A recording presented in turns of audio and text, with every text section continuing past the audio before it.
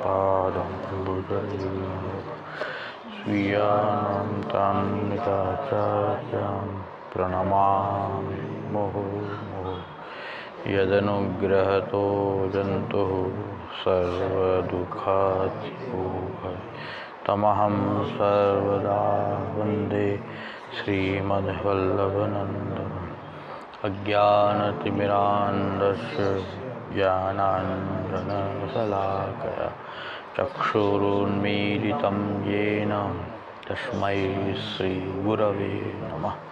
नमामि हृदये शेषे लीलाक्षीराब्धिसायिनं लक्ष्मीसहस्रलीलाभिः सेव्यमानं फलानिधिं चतुर्भिश्च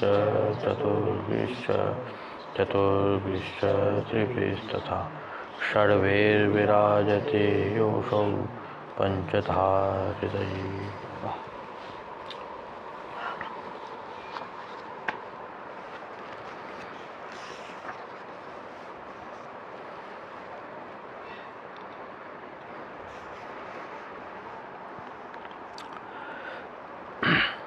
पाछे पूरणमल गयो तब और वैष्णव राजसी कितने ने कही, जो आज्ञा होए तो हम मंदिर समरावे हैं।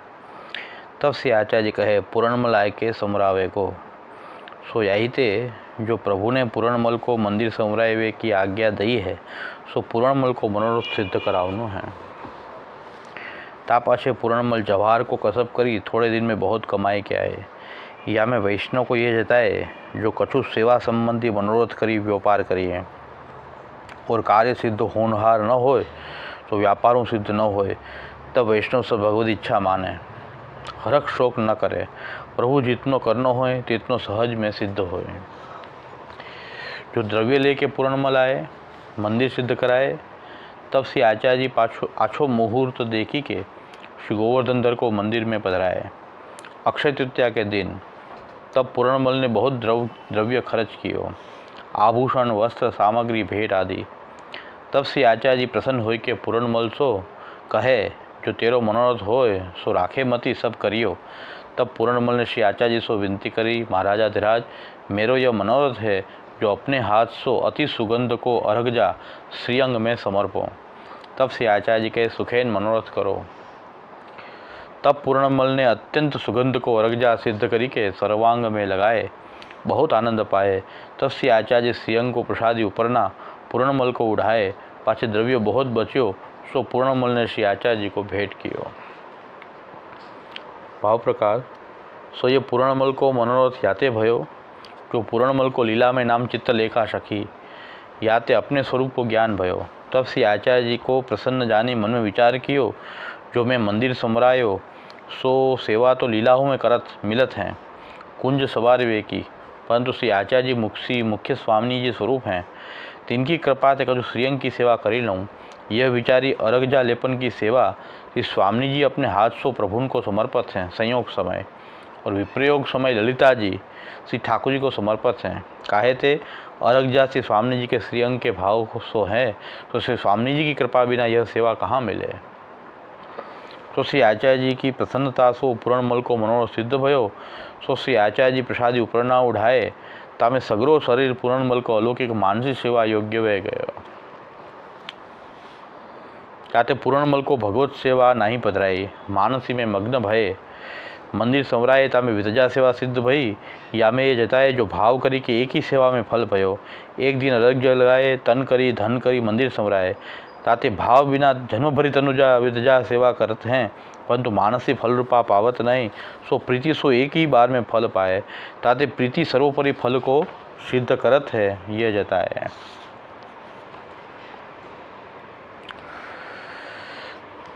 આમાં ઘણા બધા મુદ્દા આ વચનામૃતમાંથી પણ નીકળે છે, પણ આપણો મુદ્દો જે ચાલે છે શરણાગતિ, સમર્પણ, સેવા અને ભક્તિ, આ ચાર ઉપકરણ છે, ચાર ઇન્દ્રિય છે કે જેના દ્વારા આપણે ભગવદ લીલાને સમજી શકીએ, જોઈ શકીએ, અનુભવ કરી શકીએ।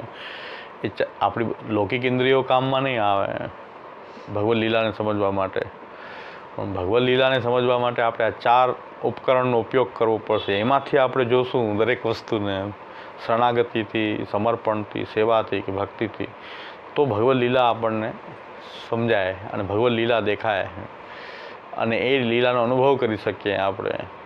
એ પુષ્ટિ માર્ગનો બધા જ સિદ્ધાંતોનું આ રહસ્ય આ છે, ભગવદ લીલાની અનુભૂતિ કરવી. સૈદ્ધાંતિક દ્રષ્ટિએ જોઈએ તો દર વખતે આપણે આ વચનામૃતનો પાઠ કરીએ છીએ, પણ દર વખતે કંઈક નવું નવું આપણને એમાંથી સ્ફુરાયમાન થાય છે.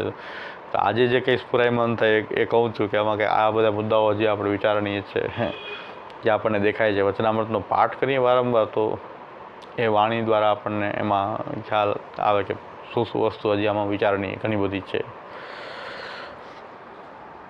પહેલી વાત તો એ છે કે પુરણમલે મંદિર સમરાવવાની આજ્ઞા પુરણમલને થઈ. બીજા લોકો પૈસાદાર તો ઘણા મળી જાય. બીજા લોકો પાસે કાંઈ પુરણમલ પાસે દ્રવ્ય હતું, બીજા પાસે નહોતું એવું નહોતું. તો એ બધાએ બીજા જે રાજસી લોકો હતા એમણે શ્રી મહાપ્રભુજીને વિનંતી કરી કે આજ્ઞા હોય તો અમે સમરાવીએ મંદિર. પુરણમલ દ્રવ્ય ઘટી ગયું છે તો અમે મંદિરમાં પૈસા. ત્યારે શ્રી આચાર્યચરણે ના પાડી કે ઠાકોરજીની આજ્ઞા એમને જ થઈ છે, આપણે આ પૈસા ભેગા કરીને મંદિર કરવાનો પ્રકાર કરવાનો નથી.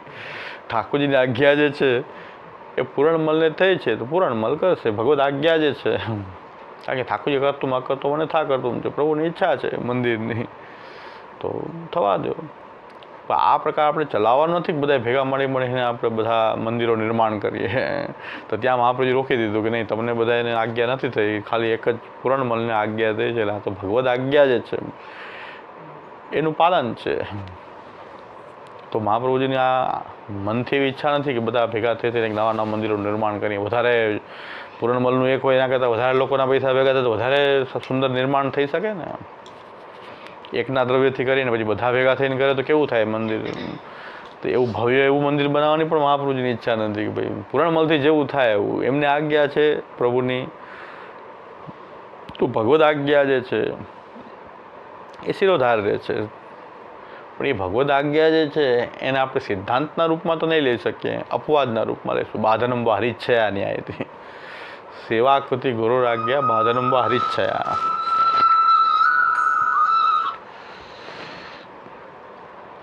તો મહાપ્રભુ એટલે ના પડે કે આ પ્રકાર ચલાવવાનો નથી, આગળ એને રોકવાનો છે અહીં નહીં. તો એટલે પહેલી વાત તો અહીં દેખાય છે કે મંદિર સમરાવવાને અત્યારે તો ફાળા ફૂડીનું આજે જો મહાપ્રભુજી ત્યારે રોક્યું નહીં તો આ વિકૃતિને સમર્થન મળી જાત કે મહાપ્રભુજી પણ આવું કરતા હતા. અત્યારે વિકૃતિ આ વિકૃતિ જ છે, અત્યારે આવેલી વિકૃતિ છે. પણ જો મહાપ્રભુજી આ રીતે બધાને છૂટ આપી હોત તો આજે એને આપણે સિદ્ધાંતના રૂપમાં જ બધા સ્વીકારી નથી તો સ્વીકારી રહ્યા છે. તો પછી એક સિદ્ધાંત જ બની જાય આખો. અપસિદ્ધાંત એક સિદ્ધાંત બની જાય.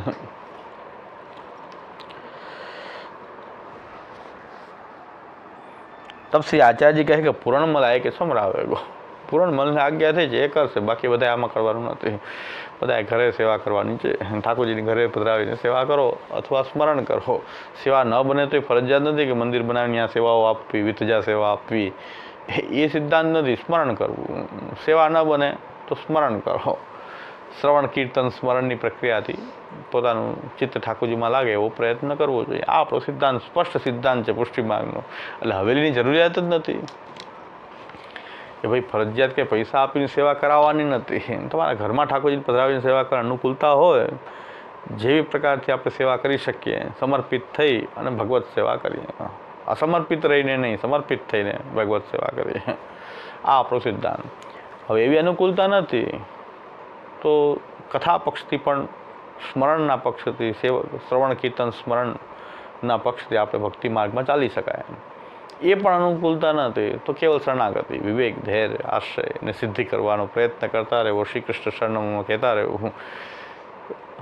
તો ખાલી શ્રી કૃષ્ણ શરણમાંથી પણ શરણાગતિમાં રહીને પણ પુષ્ટિ માર્ગમાં આપણે રહી શકીએ છીએ. હવે આ ત્રણે આટલી છૂટ છે પછી હવેલી મંદિરની ક્યાં આવશ્યકતા રહી કે શ્રી કૃષ્ણ શરણમાં કરતા રહ્યો, અન્ય આશ્રય ન કરો, વિવેક ધૈર્ય આશ્રય સિદ્ધિ કરતા રહો. આમાં તો કોઈ આટલી સાધના પ્રણાલી એટલી આપણી જે છે એ ક્લિયર છે. તેમાં કોઈ પૈસા આપીને સેવા કરાવવાની કે એવી આવશ્યકતા ઉત્પન્ન થતી નથી.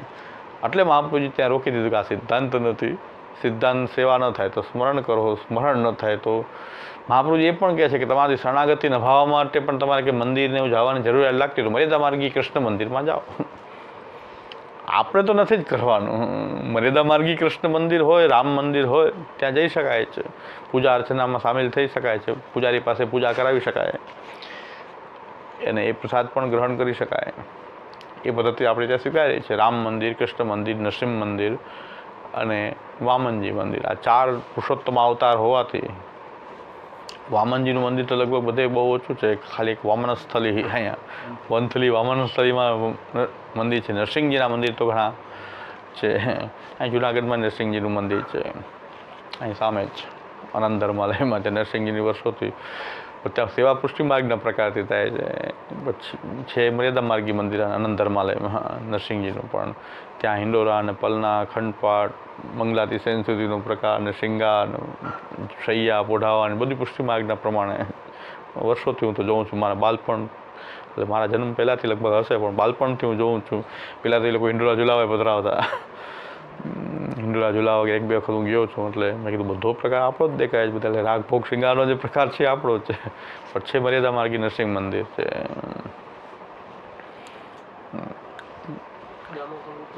દેવાલયનો પ્રકારનો પ્રશ્ન કદાચ નહીતર તો મહાત્માજી સર્વ નિર્ણયમાં કે શ્રીરંગે વેંકટે તો સંપૂર્ણ દેવાલયનો પ્રકાર કદાચ શ્રીનાથજીમાં ના હોય ને તો નહીતર તો નહીં. ત્યારે મહાપ્રભુજીના વખતમાં તો દેવાલય એટલે દેવાલય છે. તંત્રોક્ત પદ્ધતિથી જ મહાપ્રભુજી તત્વાર્ધિકની રચનાથી પછી પ્રગટ થયા શું નહીં તો ત્યાં સેમ્પલ મૂક્યા છે ને ત્યાં મહાપ્રભુજી ત્યાં જે જગન્નાથે વિઠ્ઠલે શ્રીરંગે વેંકટે તથા યત્ર પૂજા પ્રવાહ બધું આવી ગયું. યત્ર પૂજા પ્રવાહ હશે. આ તો એક સેમ્પલ આપ્યું કે એ શ્રીનાથજીના મંદિર પહેલાંના પ્રાચીન છે, એની પહેલાંના હતા એનું આપ્યું. અને બાકી જ્યાં પણ આ રીતે પૂજા પ્રવાહ ચાલતો હોય બધા જ એમાં શ્રીનાથજી પણ આવી ગયું. પણ મહાપ્રભુજીની અંતરની ઈચ્છા તો પહેલેથી ક્યારે હતી નહીં કે શ્રીનાથજી મંદિરમાં બિરાજે. આપનો ભાવ એવો છે જ નહીં કે મંદિરમાં બિરાજે, ઘરમાં જ બિરાજે. એ શ્રી મહાપ્રભુજીનો ભાવ હતો. શ્રી ગુસાઈજીએ પછી એમને પોતાના ઉપર વધારી દીધા. ત્યાં સુધી દેવાલયનો પ્રકાર રહ્યો છે. અને ગુસાઈજીએ એનું જે સ્વરૂપ આખું જે પારિવારિક દેવાલયના રૂપમાં એને ગુસાઈજીએ એને પરિવર્તિત કરી દીધું. મંદિર રહ્યું પણ એ પછી પારિવારિક થઈ ગયું, ખાલી પરિવારના મુખ્ય ઠાકોરજીના રૂપમાં. અને આજુબાજુની બધી જમીન ખરીદી લીધી ગુસાઈજીએ. એટલે શ્રીનાથજીનું જે મંદિર જે છે એ જગ્યા પણ પોતાની માલિકીની થઈ ગઈ. પોતાના ઘરમાં નહીં તો પોતાના માલિકીની જગ્યામાં તો શ્રીનાથજી બિરાજ્યા. એટલે બધો જ સિદ્ધાંત જેટલો પણ સિદ્ધાંત સેવામાં જોડી શકાય એટલે ગુસાઈજીએ પુષ્ટિમાર્ગનો સિદ્ધાંત એ શ્રીનાથજીની સેવામાં જોડ્યો. અને મહાપ્રભુજીનું જે દેવાલય હતું એ પણ એમને એમ રહ્યું. પણ એ દેવાલય પારિવારિક થઈ ગયું, પોતાની જગ્યામાં થઈ ગયું. અને તંત્રમાંની છૂટ છે. તંત્રમાં તમારી જગ્યામાં પણ તમે દેવાલય કરીને લોકોને પૂજવાની છૂટ આપી શકો. અને દેવના માલિકીના દેવાલયમાં પણ દેવ બિરાજી શકે. અને તમારી માલિકીની જગ્યામાં તમે દેવાલય કરી અને બીજાને તમે પૂજા અર્ચના છૂટ આપી શકો. આ 2 પ્રકાર શાસ્ત્રમાં સ્વસ્વામિક અને દેવસ્વામિક દેવાલયના પ્રકાર છે. તો એમાં ગુસાઈજીએ બહુ સૂઝનો ઉપયોગ કર્યો. શાસ્ત્રીય વ્યવસ્થા શ્રી મહાપ્રભુજીએ જે કરેલી છે એને પણ ખંડિત ન કરવી, શાસ્ત્રીય વ્યવસ્થા પણ જાળવવી અને પુષ્ટિમાર્ગનો સિદ્ધાંત એમાં ઇન્ટ્રોડ્યુસ કરી દેવો. ગ્રહ સ્થિત્વા ધર્મતરો તો ગુસાઈજી પોતાની માલિકીની કરીને અને 7 બાળકોના સંયુક્ત ઠાકોરજી તરીકે શ્રીનાથજીને પધરાવ્યા. એટલે દેવાલય તો એક સ્ટ્રક્ચર પણ દેવાલય પારિવારિક દેવાલય થઈ ગયું. ઘણી જગ્યાએ પારિવારિક દેવાલય હોય છે. પરિવારના દેવનું મંદિર હોય છે, આખા પરિવારની માલિકીનું હોય છે. પરિવારના દેવ હોય ને, સુરાપુરા દેવ, ઈષ્ટદેવ, પોતાની માલિકીના દેવાલય હોય છે. હજી પણ છે ને આ બધા સુરાપુરાના મંદિરના દેવાલય. અમારા કુટુંબના દેવ એટલે એનો આખી માલિકી કુટુંબની હોય. કુળદેવીનું મંદિર હોય તો એ આખા પરિવારનું એ કુલદેવી તરીકે એવા મંદિરો છે. એ પ્રકારે શ્રીનાથજીની વ્યવસ્થા શ્રી ગુસાઈજીએ પોતાના કુલદેવતાના રૂપમાં શ્રીનાથજીને પધરાવ્યા. અને 7 બાળકોના સંયુક્ત ઠાકોરજી તરીકે એ દેવાલયની સ્થિતિ હજી સુધી એ જ પ્રકાર ચાલવો જોઈએ. હું તો વારંવાર રિપીટ કરું છું પણ તો લોકોને સમજાતું જ નથી. આ વસ્તુ સમજવામાં બહુ વાર લાગે કે શું વ્યવસ્થા છે શું. એટલે મેં કીધું વારંવાર સમજાવવું પડશે. એટલે વારંવાર કહેતો જ રહું. એટલે ઘણા લોકો એમ છે કે એકને એક વાત 10 વખત બોલે છે. કીધું સમજાતી નથી, આપણે હજી શૂન્યો પણ સમજ્યું નહીં એવું છે. એટલે હું જ્યારે સતત બોલ્યા જ કરું છું, કારણ કે સમજાતું નથી આ પ્રકાર કે શ્રીનાથજીનો પ્રકાર શું છે આખો. તો આપણે એક વચનામાં આખી સિરીઝ જ રાખી છે, એટલે તો આપણા શ્રીનાથજી આપણા છે. પણ મહાપ્રભુજી ગુસાઈજીની જે વ્યવસ્થા, જે પ્રકાર, જે ભાવ, જે પરંપરા, જે પરિપાટી આપણી જે છે એ પ્રકારથી શ્રીનાથજી બિરાજવા જોઈએ. જે શ્રી ગુસાઈજીની કરેલી પરંપરા, આપણા ભાવ, પુષ્ટિ સિદ્ધાંત અને પુષ્ટિ માર્ગ, એ બધું જ જળવાવું જોઈએ. એ શ્રીનાથજીની વ્યવસ્થા એ પ્રકારે થવી જોઈએ. એટલે મહાપ્રભુજી આગળ આને વધારવા માંગતા નહોતા આ વસ્તુને, તો એટલે મહાપ્રભુજી કીધું નહીં, જેને આજ્ઞા થઈ એ જ કરે. બીજું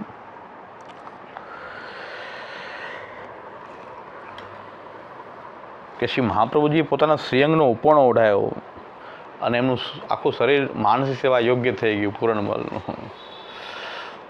તો બધાને એમ કે મહાપ્રભુજીની સરખામણી કોઈ કરવી કેમ શકે, કે પોતાનો શ્રીઅંગનો ઉપરણો ઓઢાવવાથી પણ માનસી આપી શકે મહાપ્રભુ. તો મહાપ્રભુનું સ્વરૂપ કેટલો કૃષ્ણ પ્રેમ આપની અંદર ભરેલો છે. સ્ફુરત કૃષ્ણ પ્રેમામૃત ભરેનાથ, કે કોઈને કદાચ શ્રીઅંગનો ઉપરણો પણ આપી દે મહાપ્રભુજી તો પણ એનું ચિત્ત કૃષ્ણની માનસી થઈ જાય. મહાપ્રભુજીની માનસી નહીં, એને કૃષ્ણની માનસીમાં મગ્ન થઈ ગયા. ખાલી પોતાના શ્રીઅંગનો ઉપરણો ઓઢાડ્યો. મેં તો તાકા ને તાકા ઉપરણા ઓઢાડી દીધા.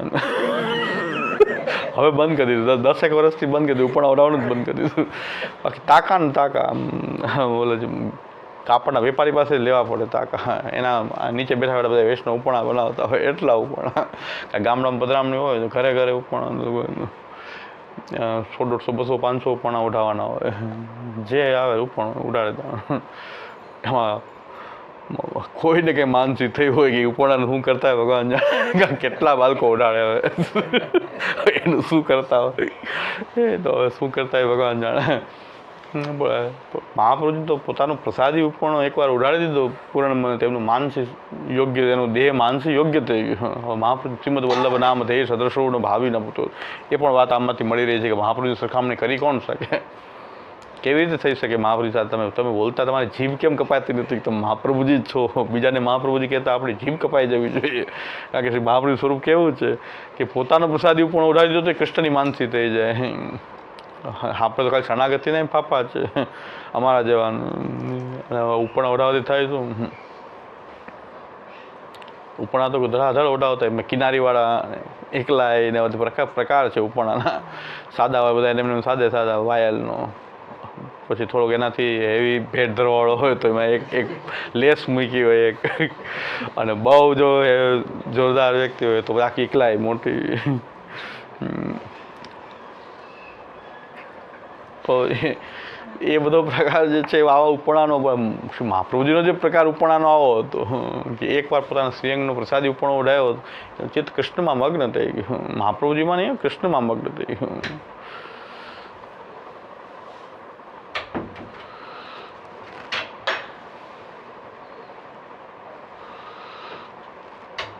એમાં જુનાગઢમાં તો એક મહારાષ્ટ્રીનો ઉપરણો બહુ મોંઘો છે. 5 લાખ ભેટ કરી એને જ ઉપરણા, સ્ટેજ ઉપર એને જ. લાઈવ પ્રસારણ દર્શન કર્યા. જુનાગઢનો મહારાજનો ઉપરણો 5 લાખનો. મેં કીધું આ ઉપર ધોંસે પહેરવા જાય. મેં કીધું કેટલા મૂર્ખ બની રહ્યા છો, 5 લાખ રૂપિયામાં એકલાય સરસ લેસવાળી સ્ટેજ ઉપર બોલાવીને ઉડાડે. પણ 5 લાખવાળા હોય તો 5 લાખ કે 1.5 લાખ ઉપર હતું. ઉપરણાની કિંમત કે 1.5 લાખ રૂપિયા, અને એને ઉપર ઉડાડતા હતા. એટલે મહારાષ્ટ્રી પાસે સ્ટેજ ઉપર આટલા મોટા કાર્યક્રમમાં સ્ટેજ ઉપર આવીને ઓઢવો હોય તો કમસે કમ 5 લાખ ધરવા પડે. કેટલો મોંઘો ઉપરણો. પણ મહાપ્રભુજીનો ઉપરણા સરખામણી કેમ થઈ શકે. મહાપ્રભુજી તો એક ઉપરણો ઉડાડતા જ એમનું ચિત્ત માનસીમાં મગ્ન થઈ ગયું. અને એ કૃષ્ણની માનસી. મહાપ્રભુજીને દાન કરતા તે કૃષ્ણ સંબંધિત દાન કરતા હતા. મહાપ્રભુજીની માનસી નથી કોઈને, કૃષ્ણની માનસી કરાવી દીધી. એટલો કૃષ્ણ પ્રેમ શ્રી મહાપ્રભુજી ભરેલો છે, કદાચ એમનો ક્ષણિક પણ કોઈ સંગ કરી લે તો કૃષ્ણમય થઈ જાય. તો એ શ્રી મહાપ્રભુજી હજી પણ આપણી પર બિરાજે છે. એ મહાપ્રભુજીના સિદ્ધાંત દ્વારા, શ્રી મહાપ્રભુજીની વાણી દ્વારા એ સાક્ષાત એ જ મહાપ્રભુજીનો સંબંધ આપણને પણ છે. એ શ્રી મહાપ્રભુજીનો સંબંધ આપણને પણ છે. અને એવો અનુભવ કરશું કે મહાપ્રભુજીનો સંબંધ આપણને વાણી દ્વારા, અત્યારે વાણી દ્વારા, શ્રી મહાપ્રભુજીની વાણીના આચરણ દ્વારા જ મહાપ્રભુજીનો સંબંધ થઈ શકે આ કાલમાં તો. અને મહાપ્રભુજીની વાણીમાં નિષ્ઠા રાખી અને જ્યારે આ 16 ગ્રંથનો આપણે જો સંગ કરીએ તો આપણી ઉપર એ જ શ્રી મહાપ્રભુજીનો ઉપરણો આપણી ઉપર છે જ. આ કંઠીમાં શ્રી મહાપ્રભુજી છે, આ કંઠી પહેરેલી છે એમાં શ્રી મહાપ્રભુજી પ્રકટ છે. આપણે જો અનુભવ કરીએ તો મહાપ્રભુજીનો સંગ આપણને કેમ નથી, તો કેમ કૃષ્ણ પ્રેમ આપણી અંદર ન આવે? આવશે જ. જેને મહાપ્રભુજીમાં દ્રઢ વિશ્વાસ છે તો કૃષ્ણ પ્રેમ આવ્યા વિના રહે જ નહીં. કોઈ શંકાને સ્થાન જ નથી કે જો મહાપ્રભુજીનો ખરેખર જ અનુભવ કરતા હોય કે મહાપ્રભુજી આપણી ઉપર બિરાજે છે તો કૃષ્ણ પ્રેમ જાગૃત થયા વિના રહે જ નહીં, કોઈ સવાલ જ નથી. પણ મહાપ્રભુજી સિદ્ધાંત દ્વારા જ આપણો એને સાથે સંબંધ છે. સિદ્ધાંત આપણે ભૂલ્યા એટલે સંબંધ કપાઈ ગયો, મહાપ્રભુજી સાથે સંબંધ કપાઈ ગયો. સિદ્ધાંતથી જ આપણો સંબંધ મહાપ્રભુજી સાથે અત્યારે આ સમયમાં છે. જે આપણે દ્વારકેશજીના વચનમાં પણ આપણે 16 ગ્રંથ મહાત્મ્યમાં પણ દ્વારકેશજી પણ એ જ કહે છે, ઇહ નામાત્મકે ગ્રંથે સુદાસાનામ સદુદ્ધતિ અવતાર દશાયાંતુ ઉદ્ધતિ રૂપ દર્શનાન. અનવતાર કાલ અત્યારે છે. અત્યારે તો ઇહ નામાત્મકે ગ્રંથે સુદાસાનામ સદુદ્ધતિ. અત્યારે આ નામાત્મક ગ્રંથ દ્વારા જ આપણો એ જ મહાપ્રભુજી આ ગ્રંથના રૂપમાં બિરાજે છે. આ 16 ગ્રંથની આજ્ઞાઓનું આપણે પાલન કરશું તો એ જ આપણને આપણું ચિત્ત પણ કૃષ્ણની માનશે, આપણને પણ થશે જ. એમની કૃપાથી થશે, મને એ તો નિશ્ચય. મહાપ્રભુજીનો જે દ્રઢ વિશ્વાસ છે એનું ચિત્ત કૃષ્ણમાં લાગશે. થોડું ઘણું તો લાગે તો ઘણી વાત છે આપણી માટે, તો સતત નહીં તો થોડીક વાર ક્યારેક કૃષ્ણનો આપણને મન ચિત્ત લાગી જાય તો પણ બહુ આનંદની વાત છે. આ પણ જોવા મળે છે કે મહાપ્રભુજીનો ઉપરણો, પ્રસાદી ઉપરણો ઉઢાડ્યો અને એમનું ચિત્ત કૃષ્ણની માનસી થવા માંડી, કૃષ્ણ લીલાઓની માનસી થવા માંડી. એ પણ આમાં દેખાઈ રહ્યું છે. બીજું સેવાનું મહાત્મ્ય દેખાઈ રહ્યું છે. સેવાનું મહાત્મ્ય કે ઠાકોરજીને શ્રીઅંગને સ્પર્શ કરવો એ લીલામાં પણ એમને પ્રાપ્ત નથી. અરગજા સમર્પવાની જે સેવા છે એટલે શ્રીઅંગનો સ્પર્શ કરવો, ઠાકોરજીના શ્રીઅંગનો સ્પર્શ કરવો, એ સેવા તો લીલામાં પણ એમને એ મનોરથ અધૂરો છે. નિકુંજની કુંજની રચના કરવાની સેવા મળે છે પણ શ્રીઅંગની સેવા નથી મળતી. તો મહાપ્રભુજી તો મુખ્ય સ્વામીજી સ્વરૂપ છે. તો એમણે કીધું કે મહાપ્રભુજી પાસે આ મનોરથ કરું કે શ્રીનાથજીને હું અરગજા સમર્પું. આ બધી વાત આપણે શ્રીનાથજીમાં લગાડીએ છીએ એટલે આપણે ઓહો દુર્લભ છે શ્રીનાથજીને એકવાર સ્પર્શ કરવું. પણ એ ઠાકોરજી તો શ્રીનાથજી ઘરમાં બિરાજતા ઠાકોરજી છે ને, આપણે રોજ સ્પર્શ કરીએ છીએ. અભ્યંગ કરાવીએ ત્યારે ચંદન પણ સમર્પીએ છીએ, ચંદનના શિંગાર ધરાવીએ છીએ. અરગજા તો કેટલી વાર સમર્પી દીધા આપણે. દરેક અક્ષય તૃતીયામાં અરગજા સમર્પીએ, ચંદનના શિંગાર રોહિણીમાં કરીએ છીએ. અને જ્યારે અભ્યંગ આવે ત્યારે પણ આખા શ્રીઅંગમાં આપણે ઠાકોરજીને હે અરગજા સમર્પીએ જ છીએ. તો આપણે કેટલા ભાગ્યશાળી છીએ. એમને તો એક વાર પૂર્ણમ ક્ષત્રિયને એકવાર એ સેવા મળી.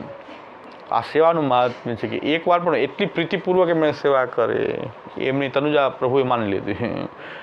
એટલે એમાં પ્રભુનું સામર્થ્ય છે કે પ્રભુ ક્યારેય સેવા કેમ માની લેવી.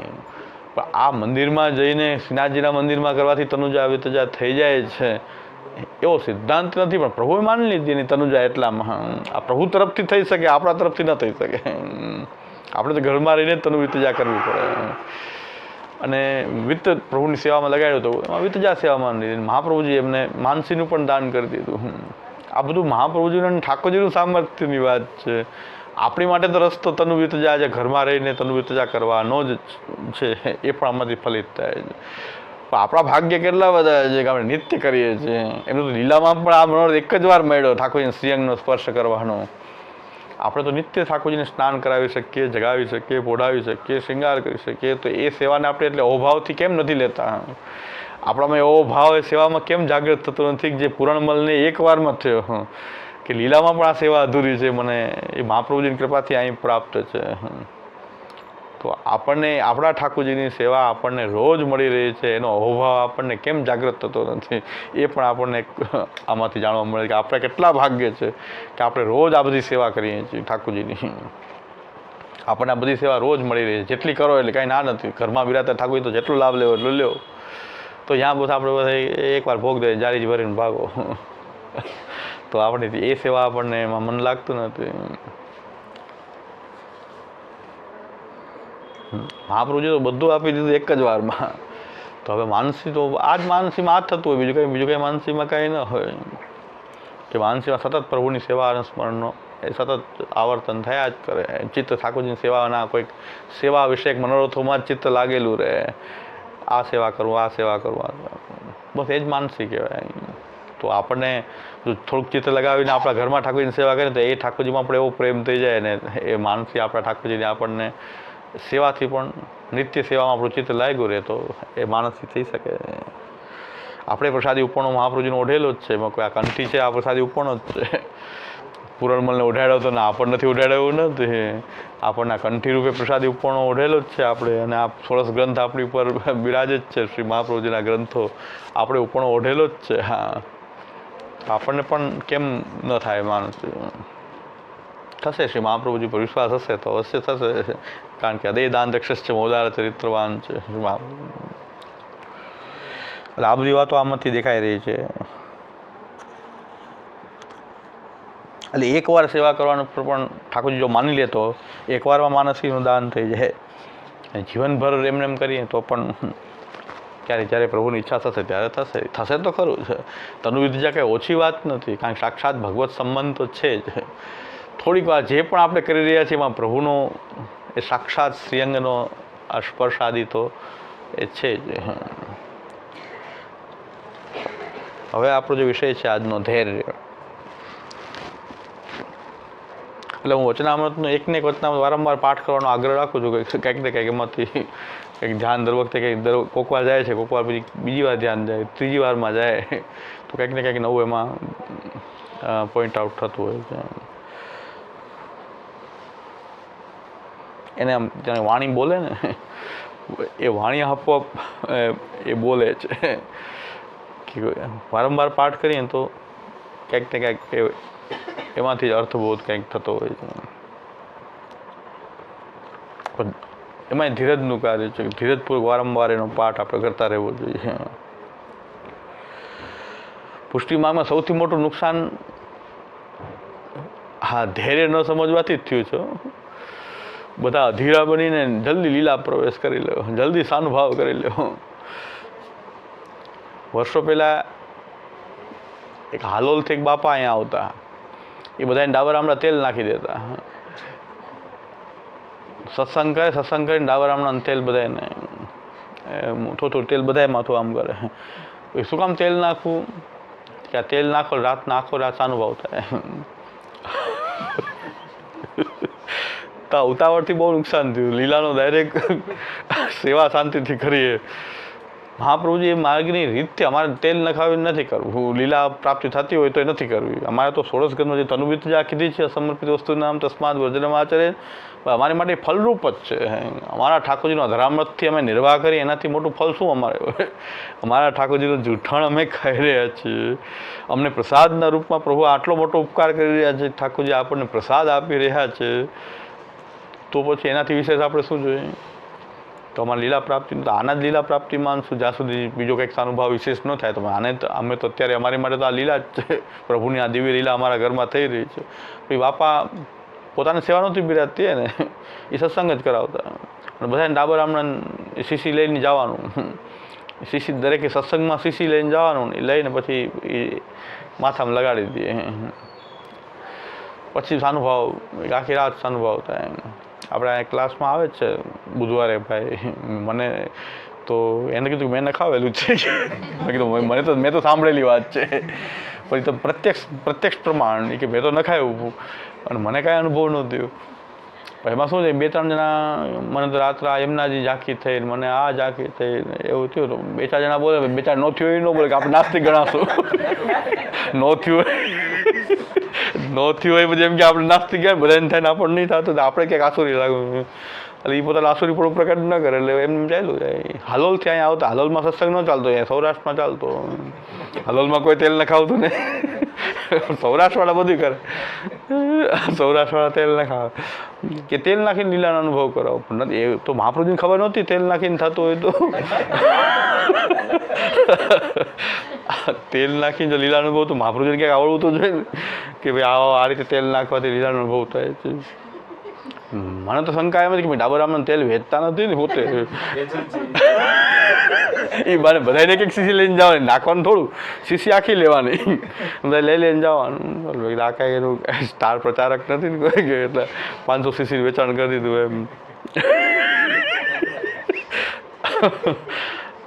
એટલે આમાં બહુ નુકસાન થયું. આપણો પુષ્ટિ માર્ગીનો બહુ લાગણીનો દુરુપયોગ થયો, ભાવનો દુરુપયોગ થયો, બહુ નુકસાન થયું. લોકો ગેરમાર્ગે દોરવાના ખૂબ. આવું થઈને આવું થતું. ભાવ એટલો કે જલ્દી લીલા દર્શન થાય, લીલા પ્રાપ્તિ થાય, પણ જે થઈ રહી છે એને લીલા માનવી નથી. એના માટે શરણાગતિ, સમર્પણ, સેવાના 4 ઉપકરણની દ્રષ્ટિ હશે તો લીલાની અનુભૂતિ થશે. એ મહાપ્રભુજી આપેલી જ છે આપણને. એમાંથી જોઈએ, શરણાગતિમાંથી આ જગતને જોઈએ, શરણાગતિની બારીથી જગતને જોઈએ, સમર્પણની બારીથી જગતને જોઈએ, સેવાની બારીથી એક બારીમાંથી આપણું બધું શું દ્રશ્ય દેખાય, સેવાની બારીથી જોઈએ, ભક્તિની બારીથી જોઈએ તો આપણને આપણી દ્રષ્ટિ આપણી શું છે, લૌકિક વસ્તુ ગ્રહણ કરે છે. પણ આ શરણાગતિ જે છે એ ઉપકરણ છે. જેમ માઇક્રોસ્કોપથી અમુક વસ્તુ દેખાય, માઇક્રોસ્કોપ રાખો તો દેખાય, નરી આંખથી ન દેખાય.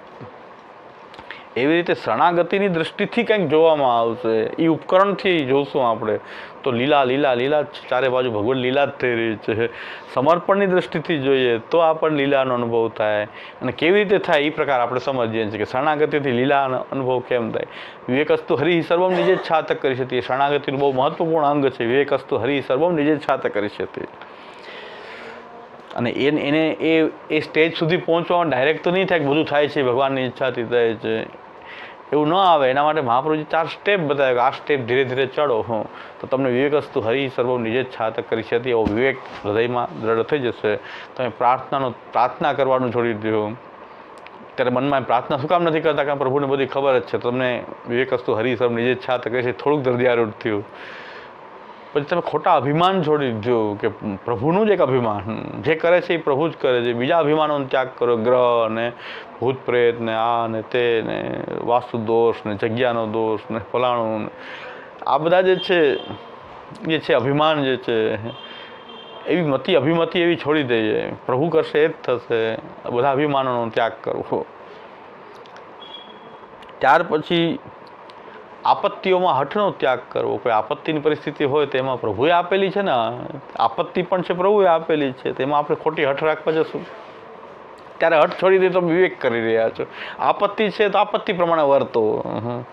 એટલે આપણે સેવા પ્રકારમાં છૂટ આપે તમારે જે બને એ કરો, પણ ક્યાંય બીજાય ના પધરાવો. કારણ તમારી માટે પધાર્યા છે, આપત્તિ એણે આપેલી છે તો તમારાથી જે બને એ અત્યારે કરો. પછી જ્યારે આપત્તિ દૂર થાય તો પાછા જે પૂર્વવત તમે જેમ કરતા હતા એમ કરો. અત્યારે આપત્તિ છે તો એ પ્રમાણે કરો. કારણ એમાં તમારો વિવેક છે. આપત્તિ છે એ તમે સ્વીકારી રહ્યા છો તો એ વિવેક છે. હવે તમે હટશો કે નહીં હું તો વહેલા કરતા એમ જ કરશું અમે તો, એ તો ગમે એમ થઈ જાય, મરી જાય. મહાપ્રભુજી ના પાડે કોઈ જીવો, મરો નહીં. સેવાના માટે મરો નહીં, તમે જીવીને આનંદ લ્યો સેવાનો. મરવા માટે થોડું છે. આ કંઈક આતંકવાદી થોડા છીએ આપણે કે મરી જાઓ ધર્મ માટે. મહાપ્રભુ કહે છે ધર્મ જીવવાનું શીખવાડે. સારી રીતે જીવન જો મૃત્યુ પ્રભુ આપ્યું, જ્યારે પ્રભુ આપે ત્યારે મૃત્યુ. તો આપણે ધર્મના નામે મરી નથી જવું. પ્રભુએ મૃત્યુ નિર્ધારણ કર્યું છે કે એવો બધો ધર્મને ખેંચવો કે ત્યારે મરી જશું પણ અમે આમ જ કરશું, આમાં ફેરફાર નહીં કરીએ. નહીં, મહાપ્રભુ કહે છે આપદ ગત્યાધિકારીએ શું હઠસ્થ્યાજ. ત્યારે હઠ છોડી અને પ્રભુને આધીન થઈને રહેવું. અને છેલ્લે અનાગ્રહ. આપણે જે પોતાનો ધર્મ માની રહ્યા છીએ એનો આગ્રહ રાખવો જોઈએ, બીજી વસ્તુઓનો આગ્રહ નહીં. સેવા થાય ને એ મહત્વનું છે. ઠાકોરજી બિરાજે એ મહત્વનું છે. શું ભોગ ધરી રહ્યા છે, કેટલી ઘણા કે છે ઠાકોરજી તો પધરાવું બિરાજે પણ હવે શરીર કામ કરતું નથી એટલે અન્નકૂટ નહીં થઈ શકે. ઠાકોરજી હોય તો અન્નકૂટ કરવો જ પડે. મેં કીધું ના ના એવું કાંઈ નથી, અન્નકૂટ કરવો પડે. ભાઈ રોજ રોટી શાક તો ધરો, સામગ્રી ન થાય તો રોટી શાક તો ધરી શકાય, એ થઈ શકે, પણ અન્નકૂટ તો કરવો જ પડે ને. મેં ના ના એવું કરવો કાંઈ ન પડે. એ રોટી શાકમાં અન્નકૂટ માની લે. કારણ કે હવે તમારું શરીર કામ કરતું હોય તમે હવે અન્નકૂટ કરો એના માટે ઠાકોરજી પધરાવી દો. ચાલો એ ન થઈ શકે તો ઠાકોરજી પધરાવી દો. તો આપણે શું આગ્રહ સેવાનો હોવો જોઈએ. પછી રાગ ભોગ શૃંગાર મેન મર્યાદા જે કાંઈ પણ ફેરફાર થાય એ તો પરિસ્થિતિ પ્રમાણે હોઈ શકે. શ્રી ગોપીનાથજી પણ એ જ આજ્ઞા કરે કે દેશકાલ વિભૂતિ નામ અનુસારેણ સેવનમ. જેવો દેશ, જેવો કાળ, જેવો સમય અને જે પ્રકારનું સંપત્તિ, પહેલાં ખૂબ સંપત્તિ હતી તો ખૂબ રાગ ભોગથી કરતા હતા, હવે સંપત્તિ નથી આપણી પાસે, આપણે અત્યારે સાવ આપણી પાસે કાંઈ છે જ, સેવાના નામે કરજ કરવું ને આપણું કે એવું ના કરવું જોઈએ, અવિવેક છે. તો આ રીતે આ બધી પરિસ્થિતિઓની અંદર આપણે જો આ સ્ટેપ આપણે સમજી જઈએ, પ્રાર્થના કરવાનું છોડી દઈએ, અભિમાન છોડી દઈએ, હઠ છોડી દઈએ અને આગ્રહ સેવાનો રાખીએ, શરણાગતિનો આગ્રહ રાખીએ,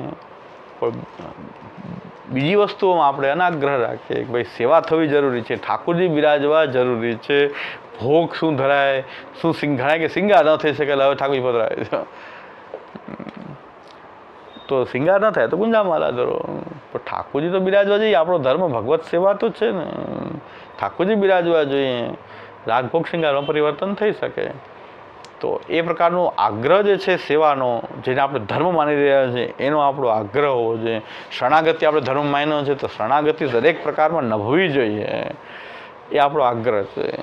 બાકી વસ્તુ અમે અનાગ્રહ રાખીએ, બીજું કાંઈ થાય કે આપણે શરણાગતિ નભાવવી જોઈએ, શરણાગતિમાં કંઈ ફેરફાર ન થઈ શકે, અન્યાશ્રય તો નહીં જ થાય, કારણ કે આપણો ધર્માગ દર્શનમ જે છે એ પ્રમાણે આપણે અનાગ્રહ અને ધર્માગ દર્શનમ, એમાં શ્રોત સ્માર્ત ધર્મ અને એનાથી ભગવત ધર્મ સૌથી શ્રેષ્ઠ ભગવત ધર્મ છે. સેવા સ્મરણ પ્રભુનું જે છે એ સૌથી શ્રેષ્ઠ, એનો આગ્રહ આપણે જીવનમાં જો આવી ગયો, આપણે મુખ્ય આગ્રહ ભગવત ધર્મનો થઈ ગયો તો વિવેકની સિદ્ધિ થઈ જશે.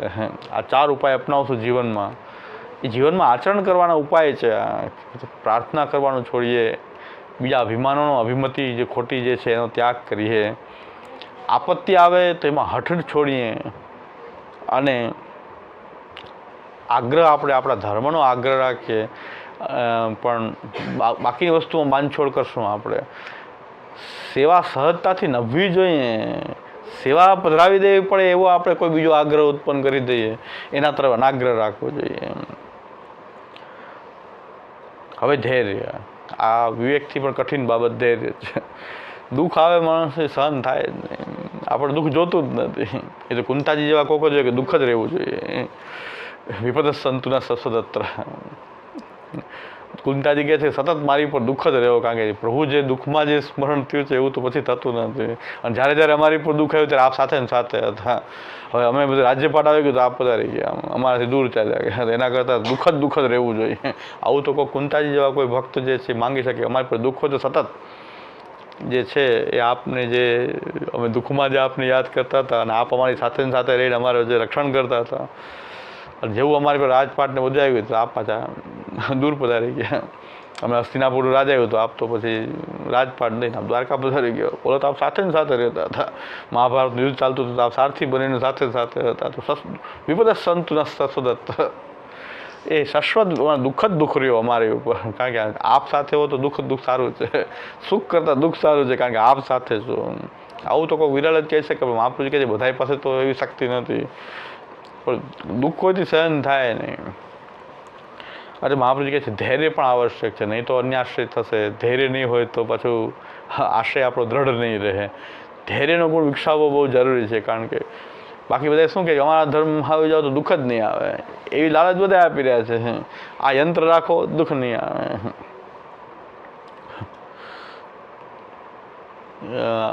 આની માનતા કરો, ઘરમાં ચિત્ર રાખી લ્યો, દુઃખ નહીં આવે. ઘણાને ઠાકોરજી કરતાં સુદર્શનજીનું ચિત્ર બહુ વાલું લાગે, કારણ કે એ દુઃખ ન આવવા દે.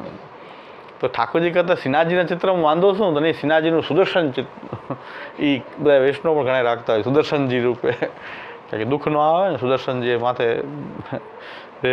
એટલા માટે. તો શ્રીનાથજીનું તો આયુધ માત્ર છે, તો શ્રીનાથજીમાં શું વાંધો છે? તો એમાં શક્તિ નથી રક્ષણ કરવાની. આપણે દુઃખ જોતું નથી, અન્યાશ્રય તરફ તરત આપણી ગતિ થઈ જાય છે.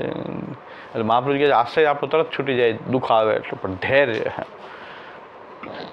એ ધૈર્યનું સ્વરૂપ શું છે એ બતાવે છે કે ત્રિદુઃખ સહનમ ધૈર્યમ આમૃતે સર્વતઃ સદા.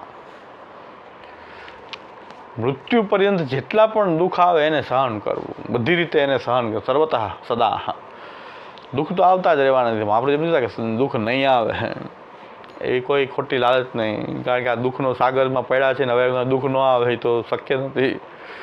પણ જીવનમાં આવતા જે ત્રણેય પ્રકારના દુઃખોને સહન કરવા, કંઈક સહનશીલતાનો ગુણ વિકસાવવો જોઈએ. બધી પ્રકારથી ગમે તેવું દુઃખ આવી જાય મૃત્યુ પર્યંત એને સહન કરવું, આ તો બહુ કઠિન બાબત છે. આ નામ સાંભળે તો આપણને એમ થાય કે દુઃખ જ ન આવવું જોઈએ. પહેલી વસ્તુ તો મહાપ્રભુ કહે છે એ તાત્કાલિક તો ધૈર્ય એવી રીતે નહીં આવે કે બધા દુઃખને આપણે સહન કરી લઈએ. એ ભગવદ આશ્રયની ભાવનાપૂર્વક. ઘણા એને ખરે કઠોર દિલ ના હોય તો એને કાંઈ થાય નહીં, એ વાત ખોટી છે. એ ધૈર્ય નથી હો. કોઈ એવા કઠોર માણસ હોય કે લાગણી વિહીન વ્યક્તિ હોય એ ગમે એવો આઘાત સહન કરે, એ ધૈર્ય નથી. અહીં તો ધૈર્ય એ છે કે આપણું હૃદય ભક્ત હૃદય હોય, કોમલ હૃદય હોય, પણ આપણે દુઃખની પરિસ્થિતિમાં વિચલિત ન થઈએ, આપણા ભગવદ આશ્રયમાંથી વિચલિત ન થઈએ. દુઃખી તો થઈ રહ્યા છીએ આપણે, પણ દુઃખી ન થઈએ કે લાગણી નથી આપણી કોઈ એવી, એ કોઈના પ્રત્યે એવો દયાનો ભાવ કે લાગણી કે પ્રેમ કે સ્નેહ કે એનાથી વિહીન નથી. એક પ્રાચીન બાળકે એમનાથી મોટા એક વડીલ બાળકને પૂછ્યું કે ઠાકોરજીમાં સ્નેહ કેમ થાય. અમારા શ્રી ગિરધરલાલજી કાકાજી જે છે એમણે શ્રી રણછોડલાલજી મહારાજશ્રીને પૂછ્યું કે શ્યામુ દાદા ઠાકોરજીમાં સ્નેહ થાય એવો કંઈક ઉપાય બતાવો. તો એમણે કીધું પહેલાં લૌકિકમાં સ્નેહ કર, લોકમાં સ્નેહને સમજો. તમારા હૃદય એવા લોકોની લૌકિકમાં પણ કંઈક લૌકિક લાગણી તમે સમજી શકતા હશો તો પ્રભુમાં પ્રેમ થશે. લોકમાં એકદમ કઠોર ને લાગણી વિહીન હશો તો તમે ઠાકોરજીની લાગણી, ઠાકોરજી પ્રત્યે પ્રેમ નહીં થાય. તો પહેલાં તો લોકમાં લાગણી, એમ કે લોકમાં સ્નેહ કર. ઘરમાં જેની સાથે રહે છે માતા પિતા બંધુ મિત્રો સગા, એની સાથે કંઈક સ્નેહપૂર્ણ કંઈક લાગણી આપણામાં હોવી જોઈએ. તો કંઈક પ્રભુ પ્રત્યે આપણને કંઈક પ્રભુની પણ સમજી શકશું. એમ કીધું લોકમાં સ્નેહ કર પહેલાં. લોકમાં સ્નેહ કરવાનું કારણ શું કે તમારું હૃદય એટલું કોમલ હોય કે તમે પરસ્પર કંઈક લાગણીપૂર્વક કંઈક લૌકિક જીવન જીવતા હો તો કાંઈ આગળ ઠાકોરજીમાં સ્નેહ થવાનું શક્ય છે. લોકમાં એકદમ કઠોર ને લાગણી વિહીન તમારું વર્તન હોય તો તમે ભગવાન સાથે પણ તમે એ સ્નેહ નહીં કરી શકો. જ્ઞાન માર્ગમાં ચાલશો પણ ભક્તિ માર્ગમાં નહીં ચાલો. જ્ઞાન માર્ગમાં તો એ ચાલે કારણ કે બધાથી લાગણીઓથી મુક્ત થઈ જવું. અહીં તો તમારું હૃદય કંઈક થોડુંક કોમલ હશે હૃદય તો તમે ભગવાનને પણ સ્નેહ કરી શકશો, નહીં તો ભગવાનને પણ સ્નેહ નહીં કરી શકો. અને જેમ જેમ ધર્મથી આપણે વિમુખ થતા જાય ને એમ આપણી સ્નેહની ગ્રંથિઓ સુકાતી જાય છે. હવે લોકમાં કોઈની સ્નેહ નથી રહ્યો. માતા પોતાના પુત્રને ક્યારેય ત્યજી ન શકે. પિતા કઠોર થઈ શકે પણ માતા કોઈ ત્યજી શકે નહીં. પણ આજે 15 વર્ષના છોકરાને મૂકીને પલાયન, 10 વર્ષનો છોકરો, 15 વર્ષનો છોકરો, નાનો છો, છૂટાછેડા કરે તો એ શરત રાખે. પહેલાં તમે કે માતા એમ કહેતા કે છૂટાછેડા કરે ત્યારે પણ માતા એમ કે છોકરાને તો હું રાખી દઉં. હવે પહેલાં કે તમે એની જવાબદારી એ છોડો, બીજે લગ્ન કરવા છે. આ સ્થિતિ આપણે ધર્મથી વિમુખ થવાને કારણે આપણી લૌકિકમાં જે સ્નેહની ગ્રંથિઓ પણ સુકાઈ ગઈ. માતાને પોતાના પુત્ર પ્રત્યે સ્નેહ નથી.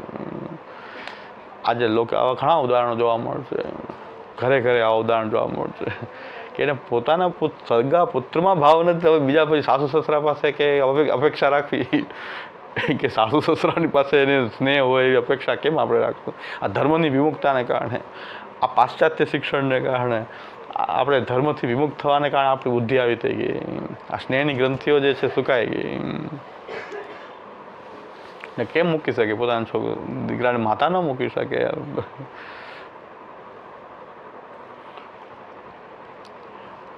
છોકરા 60 વર્ષના થઈ જાય તો માતાને એટલો, 80 વર્ષની માતા એટલો સ્નેહ રાખે જાણે હાવ નાનો હોય એવી વાતો કરે. આ આપણે પહેલાંના જે આપણે જોયું છે કે છોકરા 60-65 વર્ષનો છોકરો થઈ ગયો એની માતા 80-85 વર્ષની હોય જાણે એમ નાનો છોકરો એવી રીતે એનું લાલન પાલન કરતા.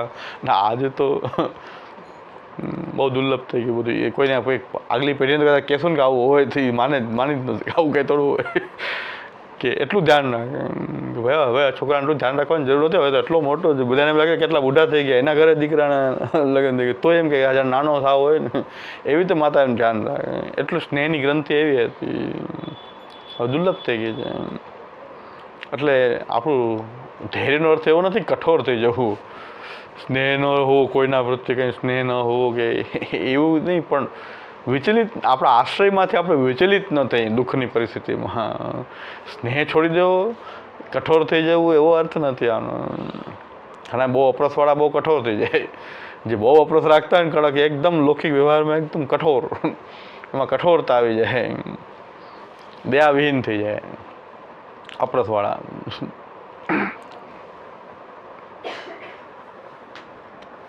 મેં તો ખૂબ જોયેલું છે એવું. સગી દીકરી જે છે એમને એવો રોગ ડિપ્થેરિયા નામનો રોગ પહેલાં હવે નથી થતો, બહુ પહેલાં ડિપ્થેરિયા થતો બાળકોને. ડિપ્થેરિયા થતો એટલે કે ગળું એકદમ સુકાય, રૂંધાતું જાય ને કેસ ફેલ થઈ જાય ત્યાં સુધી એટલું ડિપ્થેરિયા કે ગળાનો રોગ થતો એવો. તો હોસ્પિટલમાં લઈ ગયા તો એમના પિતા કોઈ જોવા ન ગયા કે હોસ્પિટલમાં જવા નાવું પડે. તો કેટલી કઠોરતા એ કે તમે લઈ જાઓ, હું નહીં આવું, હોસ્પિટલમાં કેમ આવું, હોસ્પિટલમાં અહીંયા બધું અડેલું હોય આખો. એવા વિચારના કારણે જતાય નહીં. એકાદ વખત જોયા એવા હશે, પછી તો કોઈ જોવાય ના. એની દીકરી પહોંચી ગઈ તો પણ બાલ્ય પાછી બાળક. અપરસને કારણે એવી કઠોરતા આપણને એટલી આપણે કેમ આપણે રહી જ ન શકીએ ને. આપણું કંઈ આપણે છોકરો કે આપણા ઘરનું કોઈ બાળક હોય ને એ કોઈ એવું બીમાર હોય કે જે જીવન મરણનો સવાલ હોય તો આપણે ત્યારે અપરસ રાખવી કે ભાઈ નાહવું પડે, બીજું શું થાય, બધા નાહી લેવું બીજું શું. તો પણ એના માટે જતા જ નહીં. અમારા પિતાશ્રી આ વાત કરેલી મને કે આવી કઠોરતા કે આ શું અપરસ, કઈ પ્રકારની અપરસ, કઈ પ્રકારનો ધર્મ, આવો અપરસ, એટલી બધી કડક અપરસી હતા. હોસ્પિટલમાં પગ કેમ મૂકો એમ, હોસ્પિટલમાં પગ ન મૂકે,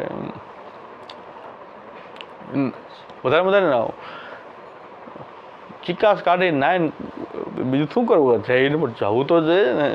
આ પરિસ્થિતિમાં ત્યાં તો કોઈ ગયા જ નહીં, જોવાય ન ગયા, બધા બીજા લોકો સારવાર કરતા, એના પિતા ના આવ્યા અપરસને કારણે. અપરસમાં એને કે હોસ્પિટલમાં વારે વારે કેમ જવું. તો એ પ્રકારની કઠોરતા મહાપ્રભુ નથી કહેતા ધૈર્યનો અર્થ ઘણા એવું કઠોરતા કે આપણને કાંઈ થાય જ નહીં, એવા કઠોર થઈ જાય પાણા જેવા. પણ મહાપ્રભુ કંઈક ધૈર્યનું સ્વરૂપ આપણને સમજાવે છે કે દુઃખોને સહન કરી શકીએ અને આપણા આશ્રયમાંથી વિચલિત ન થઈએ. આપણે ધૈર્ય આપણને એટલું વિચલિત એટલે દુઃખ એટલું વિચલિત ન કરી દે કે આપણો આશ્રય છૂટી જાય ને આપણે એકદમ બેવાકડા થઈ જઈએ, દુઃખને સહન કરવા માટે આપણે તૈયાર જ ન હોઈએ.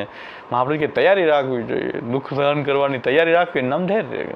દુઃખ આવે તો આપણે ત્યારે ધૈર્ય રાખીએ તો ઘણી વાર ધૈર્ય રાખીએ તો રસ્તો નીકળે, પણ ધૈર્ય છોડી દે તો ઘણી વાર દુઃખ પણ પાછું એટલું મોટું દુઃખ ન હોય પણ ધૈર્ય ન હોવાને કારણે દુઃખ મોટું થઈ જતું હોય.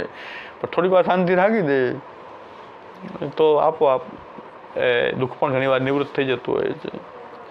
તો મહાપ્રભુજી અહીં કે આજ્ઞા કરે છે કે આ પ્રકારનું ધૈર્ય આપણે દરેકમાં રાખી શકીએ એના માટે 4 ઉપાય શ્રી મહાપ્રભુજી બતાવે છે. પહેલો ઉપાય છે અનાગ્રહ, બીજું છે સહન, ત્રીજું ત્યાગ અને ચોથું છે અસામર્થ્યની ભાવના. બહુ સુંદર ધૈર્યનું સ્વરૂપ શ્રી મહાપ્રભુજી સમજાવ્યું છે. અનાગ્રહ એટલે શું? એમાં ઉદાહરણ આપ્યું છે ચક્રવત. સહનનું ઉદાહરણ છે દેહવત, ત્યાગનું ઉદાહરણ છે જડવત અને અસામર્થ્યની ભાવનાનું ઉદાહરણ છે ગોપ ભાર્યવત. આ 4 ઉદાહરણ મહાપ્રભુજી આપ્યા છે. ચક્રવત એટલે કે ગોવાળની હતી છાશની જેમ. એ ગોવાળની જે છે છાશ વેચતી હતી, પણ જીવનમાં એને એટલા બધા દુઃખ જોયા હતા, પણ જીવનની જે પરિસ્થિતિ આવતી કે એમાં દુઃખી થવાનો આગ્રહ ન રાખ્યો અને જે રીતે કંઈક દુઃખનો દૂર કરવાનો ઉપાય થાય તો એ અપનાવી લેતી હતી. પણ જીવનમાં એટલા બધા દુઃખ આવ્યા એમની ઉપર, તો પછી એક દિવસ કંઈક ઠેસ લાગી અને મટકી ઢોળાઈ ગઈ બધી છાશ. તો બીજી ગોવાળણીઓ બધી કહેવા માંડી તો આખા દિવસની કમાણી ગઈ, કેટલું મોટું દુઃખ આવી ગયું. આખા દિવસની આ તો કમાવાનું આમાં હતું એ બધું રહ્યું. આ ગોવાળની જેની છાશ ઢોળાઈને એને કાંઈ નહોતું અને બીજી બધી જે ગોવાળણીઓ હતી એને એમ થયું કે ઓહો કેટલું મોટું દુઃખ થઈ ગયું, આ આખા દિવસની કમાણી ગઈ. ત્યારે ગોવાળને કીધું કે મેં મારી જીવનમાં એટલા બધા દુઃખ થયા છે, કથમપી તક્રમ કથમદ્ય તક્રમ. આ છાશ માટે શું રોવાનું? મેં જીવનમાં એટલા જ દુઃખ થયા, છાશ માટે શું રોવું? કથમદ્ય તક્રમ. આખી મોટી કથા છે એ ગોવાળની. તો એમાં એને છાશ માટે હવે શું રોવું? એટલે ચક્રવત. એ ચક્રવત જે છે એમાં અનાગ્રહ એ ઉપાય છે. અનાગ્રહ એમાં ચક્રવત છાશની ભાવના જે છાસ પછી ગોવાળે એમ કીધું ભાઈ જીવનમાં આટલા દુઃખ જોયા તો પછી હવે છાસ માટે શું રોવાનું હોય, તો દુઃખી થવાનો હંમેશા આગ્રહ ન રાખવો, કારણ કે મેં તો ધૈર્યનો સિદ્ધાંત અપનાવેલો, હું દુઃખી જ થઈશ. ભાઈ દુઃખી થવાનો આગ્રહ ન રાખવો, કંઈક સહજતાથી કોઈ ઉપાય દુઃખ દૂર કરવાનો મળી જતો હોય, એમાં આપણે અન્યાશ્રય ન થાય કે આપણે કોઈ ઠાકોરજીનો આશ્રય છોડવો પડે, કોઈ આધ્યાત્મિક કે આધિદૈવિક ઉપાય અપનાવ્યા વગર કોઈ ભૌતિક રીતે કોઈ દુઃખનું નિવારણ થઈ જતું હોય. ઘરમાં ઝઘડા થાય, બાકી તમે ખાલી બોલવાનું બંધ કરો 50% ઝઘડો ઓછો થઈ ગયો. તો એટલું તો કરી શકીએ ને, પ્રતિકારો યદ્રચ્છાત. શું કામ ઝઘડો થાય, સામે બોલીએ એટલે ઝઘડો થાય, આપણે બંધ કરીએ 50%, તો 50% તો શાંત થઈ ગયું. અને સામે નહીં બોલો તો ઓલાને મજા નહીં આવે. પછી ઝઘડવાનો ઉત્સાહ તો આવવો જોઈએ ને, તમે સામે રિસ્પોન્ડ કરો તો એને ઉત્સાહ આવે ઝઘડવાનો. કારણ ને ઝઘડતા 2 જણા પકડી રાખે તો હાથમાં જ ન રહેતા, છોડી દે તો એમને ઊભા રહી જાય. પણ જેમ પકડો એમ જોર આવે. હવે તો નહીં જ મૂકું તો એકલા જરાક છોડીને જોઈએ તો પાછા ઉપર 2 જણા વાતો કરીને વહ્યા જાય. તો એટલે એવું છે કે પ્રતિકારો યદ્રચ્છાત સિદ્ધશ્ચેન્નાગ્રહી ભવે. દુઃખી થવાનો આગ્રહ શું કામ રાખવો જોઈએ? આ તો સામાન્ય ઉપાય છે કે ભાઈ બહુ ઝઘડા થાય તો એનું કારણ છે સામે બોલી રહ્યા છે તો 2 તરફથી કંઈક થઈ રહ્યું, એમાં 50% ન બોલીએ તો 50% એ ઝઘડો પૂરો થઈ ગયો. અને સામેવાળાને મજા જ ના કે આને કાંઈ અસર થતી, તો પછી એને બોલવાનો ઉત્સાહ નહીં આવે. પછી 2-5 ગાળો દઈને આપણે કાંઈ ન થાય તો હકીકતમાં લોકો ઉકસાવતા હોય ઝઘડા માટે, ઘણા ઉકસાવે કે આમ કે શું ઝઘડશે, આપણે કાંઈ રિસ્પોન્ડ ન કરીએ તો એનો મતલબ કે 50% તો આપણે ઉપાય અપનાવ્યો કે ભાઈ 50% ઝઘડો વધાર્યો નહીં. આવા ઉપાય અમુક વાર સમજણથી કામ થઈ જતું હોય, તો એ સમજાવટથી થઈ જાય તો દુઃખી શું કામ થવું? સામાન્ય રોગ આવ્યો તો ડૉક્ટરને બતાવી દઈને દવા લઈ લે, તો એમાં દુઃખી થવાનું શું થાય કે ભાઈ નહીં અમે તો સહન કરશું, લઈ લેવી દવા, વાત પૂરી થાય. પેરાસેટામોલથી થઈ જાય કામ, તો શું કામ દુઃખી થવું? મહાપ્રભુ એમને કીધા કે સહન જ કરો. પહેલો ઉપાય મહાપ્રભુ કે હવે તો સહન થાય દુઃખ, કારણ કે પ્રતિકાર હોય તો ન કરીએ તો દુઃખી થાય, વધારે દુઃખી થાય. કે પ્રતિકાર મોજૂદ છે છતાં પણ ન કરવું. જેમ જૈનોના દિગંબર સાધુઓ જે છે મૃત્યુ માટે તૈયાર થઈ જાય, પણ એક જ ટાઈમ અમે અંજલિ એક જ ટાઈમ અમે કરીએ, એમાં દવા લઈ લેવાની. 3 ટાઈમ દવા લેવી તો 3 વાર નહીં, 1 વાર લે. 3 વખત દવા લેવાની હોય તો 1 વાર લે, પછી બીજી વાર અંજલિ પાછી લગાડાય નહીં. એમાં જલે પી લેવાનું, ખોરાકે લઈ લેવાનો, દવા પણ લઈ લેવાની. પછી બ્લડ ના આપે, યુરિન રિપોર્ટ કરી શકાય, બ્લડ રિપોર્ટ ના કરી શકાય. તો પછી બ્લડ રિપોર્ટ ગમે એટલી પીડા ભોગવે, ખૂબ પીડા ભોગવે, પણ એ બ્લડ ના આપે, એમાં હિંસા થઈ જાય. બ્લડ આપવાથી હિંસા થાય. આવા કઠોર નિયમો એ લોકો રાખતા હોય. પણ મહાપ્રભુજી એમ કે આજ્ઞા કરી રહ્યા છે કે ભાઈ દુઃખ દૂર થઈ જતું હોય તો શા માટે દુઃખી થવું? તો એ બ્લડ આપી દેવું, દવા લઈ લેવી, જે કંઈ થતું હોય ઉપચાર કરી લેવો. પણ આપણે તો સેવારૂપ ધર્મનો ભાવ, એના ધર્મ પ્રમાણે જે હશે, અહિંસા પરમો ધર્મ છે, ત્યાં આપણે ત્યાં તો સેવા મુખ્ય ધર્મ છે કે ભાઈ આપણે જલ્દી સેવામાં સારી રીતે કરી શકીએ, તો શા માટે દુઃખી થઈને બેસીએ? એવું શું કામ કરીએ? તો એ છે પ્રતિકારો યદ્રચ્છાત. યદ્રચ્છાત એટલે યદ્રચ્છાથી, સામાન્ય ભગવદ ઈચ્છાથી કંઈક ને કંઈક ઉપચાર જે એનો કંઈક મળી જતો હોય તો કરી લેવો જોઈએ. કોઈ એમ કે નહીં ઓલો મંત્રીને આપે એના જ થાય તો એ ના કરી શકાય. ડૉક્ટરની દવા લઈ શકાય, કોઈ વૈદ્યની દવા લઈ શકાય, ડૉક્ટરની દવા લઈ શકાય, પણ આ મંત્રતંત્રથી ને આનાથી આ થઈ જાય છે તો આપણે એ ન અપનાવી શકાય. પણ પ્રતિકાર જો કાંઈ થઈ જતો યદચ્છાથી, સહજતાથી, તો એનો અપનાવવો જોઈએ. તો દુઃખી થવાનો આગ્રહ ન રાખવો જોઈએ. એટલે ઘણા દુઃખો તો એમ દૂર થઈ જાય કે ભાઈ સામાન્ય પ્રતિકારથી ઉપાય છે તે અપનાવવાથી દુઃખ દૂર થઈ જાય છે.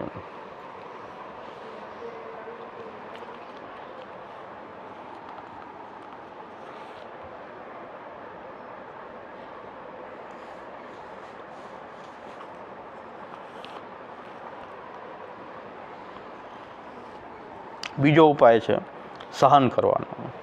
દુઃખને સહન તો કરવું, કેવી રીતે સહન કરવું? તો કહે છે દેહવત. આ દેહ જે છે એ આપણે એકલા નથી, આમાં કેટલાનો અધિકાર છે આની ઉપર? તો દેહ સંબંધી જે દુઃખો છે આપણે શા માટે એકલા પોતે દુઃખી થવું કે આ દેહ આપણે પોતાનો માની રહ્યા છીએ, પણ દેહ ઉપર ઘણાનો અધિકાર છે. આપણા પરિવારના લોકોનો, માતાનો, પિતાનો, માતા પિતાનો, પરિવારનો, દેહને બધાનો અધિકાર આની ઉપર રહેલો છે. તો આપણે દેહ સંબંધી દુઃખોમાં આપણે પોતે જ દુઃખી એકલા થવું, એના બદલે દેહવત ભાવના કરી કે આ દેહ ઉપર કેટલાનો અધિકાર છે. છેલ્લે અગ્નિનો અધિકાર છે. આ દેહ કે જે અગ્નિનો અધિકાર છે. અગ્નિમાં ન આપીએ તો પછી કીટકો એમ કે આ મારો ખોરાક છે, કીટકોનો ખોરાક થઈ જાય આ દેહ. તો આટલા બધા આના દાવેદાર છે. સાર્વજનિક પ્રોપર્ટી છે. આમાં આટલા બધા દાવેદાર છે. ઓલા કીટકો કેમ કે અમારો છે, અગ્નિ કે છે અમારો છે આ દેહ.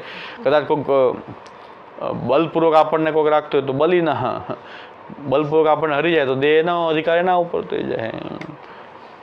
બલપૂર્વક આપણને કોઈક કિડનેપ કરી જાય તો એ દેહ ઉપર એનો અધિકાર થઈ ગયો. તો દેહ સંબંધી દુઃખોમાં સહનની ભાવના રાખવી જોઈએ કે ભાઈ આપણે એકલા દુઃખી થવાનો ઉપાય ન કરવો જોઈએ, પણ સહન કરવું એ જ ઉપાય છે દેહવત. આ દેહ જ આપણો નથી. પહેલી વાત આના પર ઘણા બધા દાવેદાર છે. ત્રીજું ઉદાહરણ જે છે ત્યાગ. ત્યાગ જે છે એમાં જડભરતજી તો રાજા હતા અને એ આત્મજ્ઞાનમાં લીન હતા. તો રાજાની કોઈક સવારી નહીં, પહેલાં પોતે પૂર્વજન્મ તો રાજા હતા, પછી એ રીતે એવું તપસ્વી જીવન જીવતા હતા. તો રઘુગણ રાજાની સવારી નીકળી, એમાં પાલખી ઉપાડવા માટે એક જણો ઘડતો હતો. તેને કીધું ચાલો આ રસ્તામાં કોઈક બેઠો, ચાલો રાજાની પાલખી, તો એ પાલખી ઉપાડી લીધી. કોઈ જીવજંતુ પગ ન મૂકે એટલે એમ ઉછળીને કરે તો રાજાને ધક્કો લાગે. એટલે રાજા બોલતો અંદરથી કે રાજા શું ખાતો પીતો નથી કે શું, કેમ ઉપાડતો નથી બરાબર?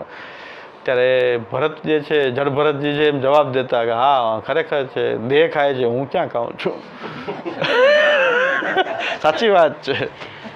દરેકનો તાત્વિક જવાબ આપતા હતા. રાજાને એમ થયું કે આ કોઈ સામાન્ય વ્યક્તિ નથી, આ તો તત્વજ્ઞાનની વાતો કરે છે. તો રાજા તો એમને તમે સાચું બોલો, તમે મહાપુરુષ કોણ છો, પગે પડી ગયા રઘુગણ રાજા. તો એમને આત્મજ્ઞાનનો ઉપદેશ પણ કરી દીધો. આટલા આત્મજ્ઞાની થઈને અમે કંઈક રાજાને ઉપાડવા આવીએ એમ નથી કીધું. ઉપાડવાનું કીધું તો ઉપાડી લીધું. એને નરબલી લેવા માટે લઈ જતા હતા તો ત્યાં નરબલીને લઈ જતા હતા તો ત્યાં પણ તો પણ કાંઈ ન હોય. જડભરતની જેમ ત્યાગ કેવો હોવો જોઈએ કે જડભરત જેવો, ઘણા કે જડભરત જેવો છે. પણ જડભરત કોઈ પ્રકારની અસર ન થાય, માન અપમાન બી સમાન લાગે. રાજા પગે પડ્યો તો એવું કંઈ મહાનતા નથી કે બહુ કંઈ મહાન જ્ઞાની છે, એવું કાંઈ નહોતું. ઉપદેશ કરી દીધો. રાજા પગે પડી ગયા કે તમે તો કંઈ મહાપુરુષ છો. કંઈ બધી વાતના આવા જ જવાબ દેતા કે ખાતો પીતો નથી શું? હા કે સાચી વાત છે, હું ક્યાં ખાઉં? આત્મા કંઈ થોડી ખાય છે, દેહ ખાય છે. તો એમ કે આ બધી વાત કરે છે તો કંઈક આ કંઈક મહાન જ્ઞાની વ્યક્તિ છે, કંઈ સામાન્ય વ્યક્તિ નથી. પટલા પાલખી ઉપાડવા કીધું, પાલખી ઉપાડી લીધી. ત્યાગ, આ ત્યાગ પોતાની ઇન્દ્રિયોના વિષયોમાં એને જરા પણ આકર્ષણ નથી, એવો ત્યાગ. એમાં જડભરતની ભાવના કરવી. અને છેલ્લે અસામર્થ્યની ભાવના. આપણું કંઈ સામર્થ્ય જ નથી, આપણું કંઈ ચાલેમ જ નથી, તો એમાં ગોપીજનોની ભાવના કરવી કે ગોપીજનો જે છે ભગવાન પધારી ગયા, કંઈ પણ ન કરી શક્યા તો કલ વિરહ કરતા રહ્યા. પોતાના અસામર્થ્ય, અમે શું કરીએ, પ્રભુ છોડીને પધારી ગયા તો વિરહ કરતા રહ્યા, પણ પોતાના અસામર્થ્યની ભાવનામાં ગોપીજનોનું ઉદાહરણ આપ્યું. ગોપ ભાર રહેવા.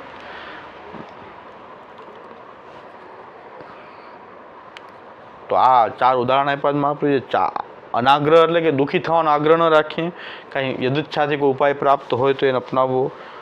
દેહ સંબંધી જે લોકો છે, દેહ અને દેહ સંબંધી જેટલા પણ દુઃખ છે એમાં સહનની ભાવના રાખવી. આપણે આટલી બધી દવાઓ ખાઈએ, બધાને ખૂબ દવા ખાવાનો શોખ, ડૉક્ટર જાય એટલે ખૂબ લખી દે દવા, મજા આવી જાય. આ ડૉક્ટર પાસે ગયા, આ દવા લખી, આ બહુ શોખ છે આપણને બધાને. 2-4 રિપોર્ટ ડૉક્ટર કરતા આનંદ આવે છે. અત્યારે આટલા દુઃખી થઈએ પણ 80% જો રોગ થાય જ નહીં, એની માટે 10 મિનિટ અનુલોમ વિલોમ પ્રાણાયામ કરીએ તો રોગ લગભગ ન થાય. થાય તો જલ્દી રિકવર થાય. 10 મિનિટ કરવાનું કે એ નથી થતું. હાથે કરીને દુઃખી થવાનો ધંધો કરી રહ્યા છે. અનુલોમ વિલોમ પ્રાણાયામ જે છે એ યોગ્ય રીતે જો 10 મિનિટ પણ કરે આખા દિવસમાં, એ 10 મિનિટ કરે તો બધા રોગોથી ન દવા લેવા જવું પડે, બને ત્યાં સુધી ન જવું પડે. પણ મોટાભાગે એ ના થાય, એ નથી થાય. તો શું છે, હાથે થવાનું દુઃખીનો ઉપાય કરી રહ્યા છે, પછી ડૉક્ટરો પાસે આવીને આમાંથી દોડાદોડી કરી. અને ગમે એવો સિરિયસ રોગ હોય, અનુલોમ વિલોમ પ્રાણાયામ જે છે એ જલ્દી રિકવર કરાવી શકે છે. દવાની અસર પણ ન થતી હોય તો થવા માંડે, એટલું સપોર્ટ કરી શકે. આ એક જ વસ્તુ એવી છે. બીજા ઘણા બધું છે, પણ ખાલી એટલો શ્વાસ લેવો, રોકવો અને છોડવો. કદાચ નુકસાન તો નથી જ આમાં, ખર્ચોય નથી, નુકસાન નથી. ખાલી જમણો આ નાક બંધ રાખીને ડાબાથી શ્વાસ લેવાનો, થોડીક વાર રોકી રાખવાનો. રોકી ન શકાય તો ખાલી લેવો ને છોડવો, લેવો ને છોડવો. રોકી શકાય તો ધીરે ધીરે કુંભક થાય તો રોકવાનું, પછી ધીરે છોડવાનું. આ જો શાંતિથી 10 મિનિટ કરીએ તો આપણે રોગ ઘણા બધા આ ડૉક્ટરોથી બચી જાય.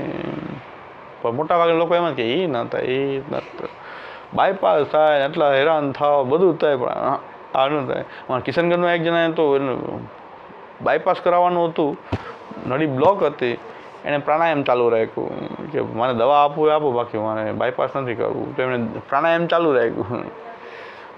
પાછું જરાક હાર્ટમાં કંઈ તકલીફ થઈ ને ડૉક્ટર એને થયું કે ભાઈ એક વખત એટેક જેવું થઈ ગયું, બીજી વાર પાછું થયું ને પાછું ડૉક્ટર પાસે બતાવવા ગયા. ડૉક્ટરે ચેક કરીને કીધું અત્યારે તમને હાર્ટમાં કોઈ પ્રોબ્લેમ નથી, જે નળી બંધ હતી ને એની બાજુમાં બીજી નળી અલગ નવી બની ગઈ છે, બાયપાસ આપોઆપ નેચરલી થઈ ગયું.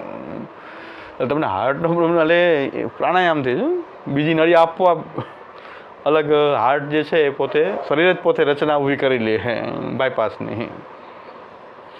તો એ તો હમણાં જ મને કહેતા કે ડૉક્ટર ઉલટાની રિપોર્ટ બધાએ કરીને એમ કીધું કે તમારે પહેલાં જે પ્રોબ્લેમ હતો એ બ્લોકેજ એમને એમ છે, બીજી પાછી નળી ઉત્પન્ન થઈ ગઈ છે બાજુની અલગ.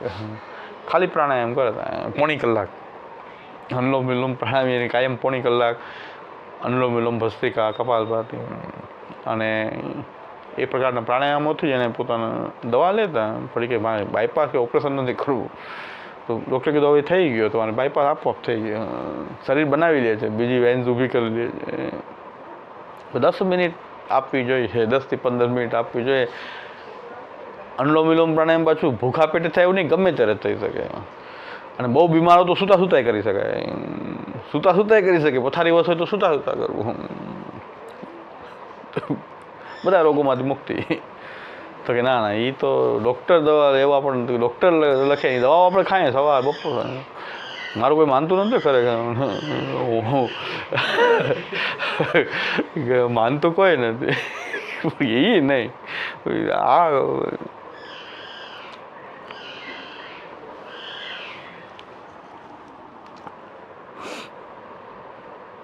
એટલે આપણે તો એવા છે કે ભાઈ ઉપાય મોજૂદ છે, નિરોગી રહેવાનો ઉપાય છે આપણી પાસે, અપનાવતા નથી આપણે.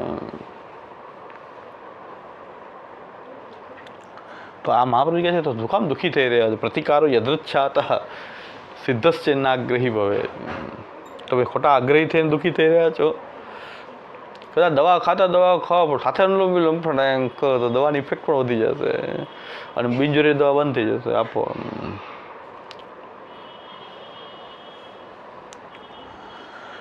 કારણ કે દવા ઉપર વિશ્વાસ નથી બહુ, શું આપવામાં આવે છે વિશ્વાસ નથી. આયુર્વેદના નામે શું મળે છે કંઈ નક્કી નથી. દવામાં આયુર્વેદ દવામાં જ પણ આજે શું મળી રહ્યું છે કંઈ ખબર ન પડે. આમાં કાંઈ નહીં, ખાલી શ્વાસ લેવો ને છોડવો, શ્વાસ લેવો ને છોડવું.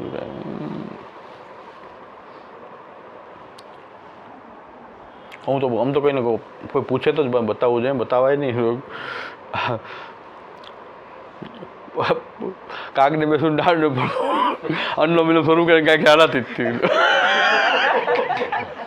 આનાથી કાંઈ ન થાય. પણ એટેક આવવાનો હોય અને અન્નો મિલો શરૂ કરીને બીજી એટેક અને બતાવાય નહીં આજ કોઈને કાંઈ. તો આ તોય બોલાવાય, કારણ કે સલાહ માંગે નહીં તો સલાહ આપવી નહીં એવો નિયમ તો રાખ્યો જ પણ છતાં અપાઈ જાય. આ પોઈન્ટ એ નીકળો કે દુઃખી શા માટે થવું જોઈએ, ઉપાય છે તો દુઃખી શા માટે થવું એમ. પહેલાં અમે નેચરોપેથીનો પ્રયોગ કરતા કે આખો દિવસ સુધી કાચું જ ખાવાનું. એટલે ડાયાબિટીસ માટે હું તો ડાયાબિટીસ કંટ્રોલ કરવા માટે દવા લેવા કરતા એના કરતાં આખો દિવસ કાચું ખાવું અને રાત્રે એક ટાઈમ ભોજન કરવું. તો અહીંયા જલારામ સોસાયટી ફ્લેટમાં રહેતો હું, તો અહીંયા બધા વેસ્ટ ના આવે તો પછી એનાથી મેં કીધું હમણાં તો આમ કરું છું. કે બધાય કરી શકે? મેં બધાય કરી શકે. તો કે મારે ઘણા બધા રોગ છે, મેં ઘણા બધા રોગ મટી જાય એમ કહે છે, આપણે ટ્રાય કરીએ છીએ, અમે 2 મહિના ટ્રાય કરીએ છીએ. આખો દિવસ કાચું જ ખાવાનું, સવારે 6 કલાક કાંઈ નહીં લેવાનું, સવારે ઉઠીને 6 કલાક સુધી પાણી પણ નહીં લેવાનું, એવું બધું કરતા. એક ભાઈએ કીધું કે આ અમે કરી શકીએ? અમે બધા કંઈ ડાયાબિટીસ માટે નથી, આ તો જનરલ શરીરને રોગ મુક્ત કરવાની પદ્ધતિ છે, કરી શકો. એ ભાઈ ઉપર રહેતા અમારા ફ્લેટમાં, તો એને શરૂ કર્યું. પછી ચક્કર આવે ને તો નીચે આવે, ચક્કર આવે તો એ કે ચક્કર આવે છે, મેં કીધું તો તમે મૂકી દો. હવે આમ થાય છે, હવે દુખાવો વધી ગયો, તો મેં કીધું બંધ કરી દો. 2-4 દિવસ થાય, મેં કીધું બંધ કરી દો. તમે બંધ કરી ડૉક્ટર પાસે જાઓ. ડૉક્ટર પાસે ગયા, ડૉક્ટરને પૂછ્યું કે મેં આમ કરી એના જ થાય? ડૉક્ટર કે હું 7 વર્ષથી આ જ કરું છું, એનાથી કાંઈ ન થાય, આ થવાનું એ થયું. શંકા એટલી બધી કે અમે આ શરૂ કર્યું એટલે જ થયું. તો ડૉક્ટરને ગયા પાંચસો સાહેબને, 500 કે હું 7 વર્ષથી કરું છું, આ મેથડ હું પોતે આપતો, આનાથી કાંઈ નથી થાય. એટલો શંકા બાજુ કે બાવાએ કીધું ખરું, બાવાને તો ન કહેવાય, પણ એના જ થયું હશે તો. ક્યારેક કે ચક્કર આવે, ક્યારેક કે પગ દુખે, ક્યારેક કે આ દુખે. મેં કીધું આમાં તો ખાલી ખાવાની પદ્ધતિમાં ચેન્જ કરવાનું છે, બીજું તો કાંઈ છે નહીં. રાત્રે જમવાનું પાછું ફૂલ દાળ ભાત શાક જે ખાતા હોય, સવારથી બપોર સુધી કાચું ખાવાનું. એ મેં હું કરું છું તો કે અમે કરીએ મેં કરો.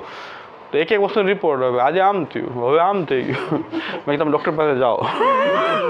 એ ડૉક્ટરને પૂછી લીધું કે આ કરી એનાથી કંઈ થયું? કે ના ના ડૉક્ટર કે હું પોતે જ કરું છું, 5-7 વર્ષથી હું આમ જ રહું છું, આનાથી કાંઈ ન થાય, આ તો કંઈક થવાનું હશે ને, કોઈ રોગ તો ગમે એ થઈ શકે ને, એટલે કોઈ બતાવાય નહીં કાંઈ પણ. એ તો ત્યારથી મેં નિશ્ચય કર્યો.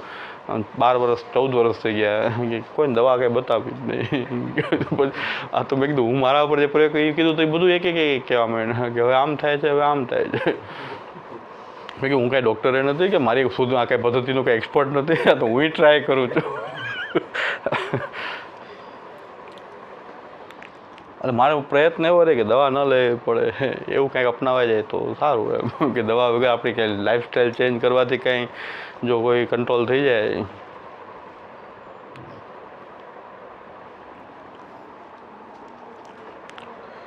તો હવે પ્રતિકારો યદચ્છાદ, આને કહેવાય પ્રતિકારો યદચ્છાદ. ઉપાય મોજૂદ છે તો અપનાવવો જોઈએ કંઈક, જેનાથી આપણે દુઃખી થવાનો આગ્રહ ન રાખવો. બીજું, ઘરના સંબંધીઓ સાથે આપણે રહીએ છીએ, ભાર્યાદિનામ તથા અન્યશામ અસતશ્ચાક્રમમ સહેજ. આપણા જીવનમાં ઘણા બધા આપણા ઘરના કુટુંબી ભાર્યાદિનામ, જ્યાંનું આપણે ભરણ પોષણ કરીએ છીએ, પત્ની વગેરે, એ આપણો અતિક્રમ કરે, આપણું ન માને, તિરસ્કાર કરે, તેમાં સહનની ભાવના રાખવી. જેમાં આપણું અંગ જે છે, કોઈ અંગ સડેલું છે, કોઈ અંગમાં દુઃખ હોય તો આપણે કેમ સહન કરી લેવું? આમ પરિવારના સભ્ય પણ આપણા કંઈક અંગરૂપ જેવા જ છે. આપણો હાથ આપણને દુખતો હોય તો આપણે થોડો હાથ કાપી નાખીએ. એમાં પરિવારના સભ્યોનું જે દુઃખ જે છે એ બધું જે છે એ સહન કરવાથી નિવૃત્ત થઈ જાય છે. એ રોજનું થયું હવે તો સહન કરવું જ જોઈએ ને, કંઈક ને કંઈક આવા જીવનમાં ભેગા રહીએ છીએ, વાસણ ખખડે તો એ તો થવાનું જ છે. તો એનાથી શું થાય કે ભાઈ એમાં બહુ વિચલિત થવાની આવશ્યકતા નથી, એમાં સહનની ભાવના રાખવી જોઈએ. અને સ્વયં ઇન્દ્રિય કાર્યાણી કાય વાંગ મનસાત્ય જેત. ઇન્દ્રિયોના કાર્ય કાયા વાણી અને મનથી છોડી દેવા એ ત્યાગ છે. એ થઈ શકે? કોઈથી ન થઈ શકે. આંખ છે ને જોવું નહીં, ન થઈ શકે. પણ આ ટોપિક શું છે? ધૈર્યનો છે, દુઃખને સહન કરવાનો છે. કાયા વાણી અને મન જે છે એ ઇન્દ્રિયોના વિષયો આપણને કોઈ દુઃખનું ઊભું ન કરે એ પ્રકારથી એનો કંટ્રોલ રાખવો જોઈએ. કે કાયા વાણી મન જે છે આપણો, જે સ્વયં ઇન્દ્રિય કાર્યો જે છે એને કાયા વાણી અને મનથી છોડવા, એટલે કે એનાથી નવા દુઃખો ઉત્પન્ન ન કરવા, એ પ્રકારથી એનો સંયમ કરવો જોઈએ. એને અસંયમિત રાખશું આપણે ઇન્દ્રિયોને તો દુઃખો ઉત્પન્ન કરશે. આ લોકમાં પરલોકમાં બધે દુઃખ ઉત્પન્ન કરે છે, એના પર કંટ્રોલ રાખવો, એટલો કંટ્રોલ આવશ્યક છે કે ભાઈ દુઃખ ઉત્પન્ન ન થાય આ ઇન્દ્રિયોના વિષયોને કારણે. એ પ્રકારથી એના પર કંટ્રોલ રાખવો જોઈએ. સ્વયં ઇન્દ્રિય કાર્યાણી કાય વાંગ મનસા ત્યજેત. હવે એમાં પણ ઇન્દ્રિયોના કાર્ય જે છે ઇન્દ્રિય કરે, પણ વાણી અને કાયા જે વાણી અને મનનો વિષય તો ન જ બનાવવો જોઈએ. એને વાણી અને મનમાં એ વિષયોને જે છે એ લાવવા જોઈએ નહીં. અને શાસ્ત્ર વિરુદ્ધ હોય, આપણા ભગવત સેવામાં બાધક હોય એ પ્રકારથી કાયા વાણી અને મનથી વિષયોનો ત્યાગ કરવો જોઈએ. ભગવત સેવામાં બાધક હોય એને છોડી દેવું જોઈએ. જે ભગવત સેવામાં બાધક રૂપેણ હોય એને ત્યાગ કરી દેવો જોઈએ. શાસ્ત્ર નિષિદ્ધ હોય એ ભોગનો પર ત્યાગ કરે. આટલું આપણે કરી શકીએ જેથી કરીને કાયા વાણી અને મનના નિગ્રહથી ઘણા બધાના દુઃખો જે છે એ ઊભા ન કરવા. ડાયાબિટીસ હોય મિષ્ટાન ખાયા જ કરીએ તો હવે તમારે ડાયાબિટીસ છે મિષ્ટાન ન જ ખાવું જોઈએ. હવે ના અમને કાંઈ ન થાય આમ કાંઈ એ કરીએ તો શું થાય? કાયા વાણી જે આ બધા ઇન્દ્રિયો જે છે એના વિષયોના ભોગને કારણે આપણે વધારે દુઃખી થશું. એવું ના કરવું જોઈએ. એ ત્યાગ છે. એટલે નિષિદ્ધનો આપણા ધર્મને બાધક કરે, ભગવત સેવામાં બાધ કરે એ પ્રકારથી આ ઇન્દ્રિયો જે છે એના ઉપર સંયમ રાખવો જોઈએ. અને દુઃખ હવે કોઈ પણ રીતે દુઃખ સહન થઈ શકે એટલું અશક્ય દુઃખ, એવું મહાન દુઃખ છે કે અશક્ય છે કે સહન થાય તો પણ મહાપ્રભુજી કે ચિંતા કરવાની જરૂર નથી. અશક્ય હરિરેવાસ્થી સર્વમ આશ્રય તો હોય. તમારી માટે અશક્ય હોય પણ પ્રભુ હરિ છે, પ્રભુનો જ આશ્રય રાખવો જોઈએ. તો અશક્ય હરિરેવાસથી સર્વમ આશ્રય તો હોય. તમે દુઃખ સહન કરવાની શક્તિ તમારે નથી પણ હરિના આશ્રયથી એ બધું સુલભ એ થઈ જશે. તો અસામર્થ્યની ભાવના કરવી ત્યારે કે ભાઈ મારાથી હું અસમર્થ છું. અસુરેણા આપી કર્તવ્ય સ્વસ્યા સામર્થ્ય ભાવના, એ હું અસમર્થ છું છતાં પણ એ સહન કરવા માટે હું અસમર્થ છું છતાં પણ હરિનો આશ્રય રાખવાથી એ દુઃખથી પણ આપણે પાર ઉતરી જશું. તો મહાપ્રભુજી કે છેલ્લો ઉપાય છે અશક્ય હરિરેવાસી સર્વમ આશ્રય તો હવે આ રીતે ધૈર્યને ધીરે ધીરે ધૈર્યના જે અનાગ્રહ, ત્યાગ, સહન અને અસામર્થ્યની ભાવના, એ 4 સ્ટેપ જો આપણે ધીરે ધીરે અપનાવશું તો આપણી અંદર દરેક દુઃખને સહન કરવાનું એક ધૈર્ય પણ આપણી અંદર આવશે. દૃઢ ચરણ કેરો ભરોસો, શ્રી વલ્લભ નખ ચંદ્ર ચટાવીન, સબ જગ માજ અંધેરો ભરોસો. દૃઢ સાધન યોર નહીં આકલી મેં જાસુ હોય નહીં. सूर कहा कहे द्विविदया धरो, बिना मोल को चेरो भरोसो. दृढ़ न चरण न केरो भरोसो. श्री वल्लभाजी, श्री गोपीनाथ जी, श्री गोसाई जी परम दयाल, श्री गुरुदेव.